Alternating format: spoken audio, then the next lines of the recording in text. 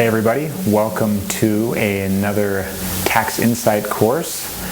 We are going to talk today about, well, thinking of our mnemonic, I fought a dragon-toothed canine over lunch. We're going to talk about I fought A. That stands for adjusted gross income, which I and a bazillion other people call your AGI. That number is arguably the most important number on your tax return. So let me kind of tell you what happens. Here on this side, you've got your AGI. It's very easy. It's income less 4 AGI deductions. So I fought income less 4 AGI deductions. These are on the front page of your tax return. So on your tax return, you'd have your income, and then below that, you'd have your 4 AGI deductions. The bottom of the front page of your tax return will be your adjusted gross income, AGI. So what will happen is when the AGI changes levels, it can sometimes phase out the deductibility or credit that is available on the next page of your 1040. So let me just give you a hard example. When you have medical expenses, you can deduct qualified medical expenses on your tax return, but only to the extent that they're above 7.5% of your AGI. So if you earn $50,000, you would only be able to deduct qualified medical expenses above $3,750. If your AGI is $100,000, then you can deduct expenses, qualified medical expenses, only above 7.5% of your AGI. AGI being $100,000, you're only allowed to deduct those expenses that are above $7,500. So if you have $10,000 in medical expenses, you would only be able to deduct $2,500 of those expenses. That's a phase out. It happens with tons and tons of deductions and credits that come after your 4 AGI deduction, or after your AGI. So these phase outs are one of the reasons that our tax forms are so darn confusing. Okay, so again, arguably the most important number on your tax return, these phase outs can change literally everything.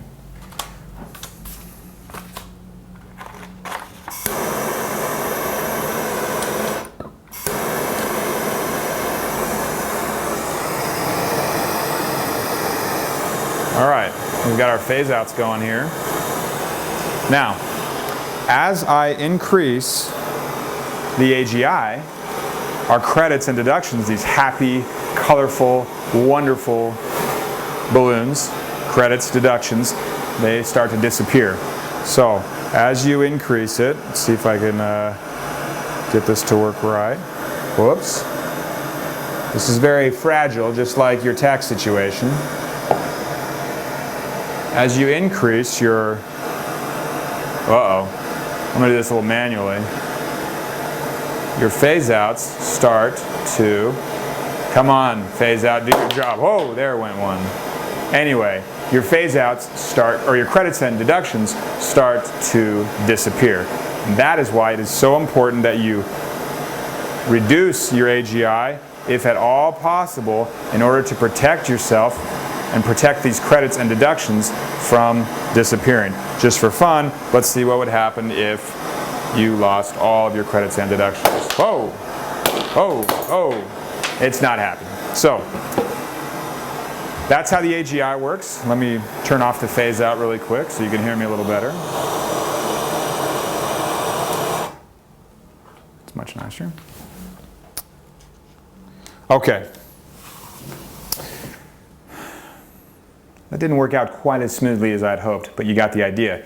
You've got the credits and deductions that are all available. As your income, or as your AGI increases, you approach phase-out limits, and those deductions and credits will disappear. They're phased out, some slowly, some quickly. It totally depends. It's very convoluted, very complicated, and it's just the way it is. The Tax Insight app takes these phase-outs into account, so you can know, when you're estimating what you should pay for quarterlies or how much you should withhold or all of that.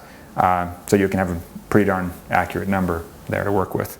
Anyway, again, AGI is arguably the most important number on your tax return. You minimize it by reducing the income or increasing for AGI deductions. Okay? So get to know that front page of the form and do whatever you can to make sure that you lower your AGI as much as possible. Don't get burned on those phase outs. Thanks.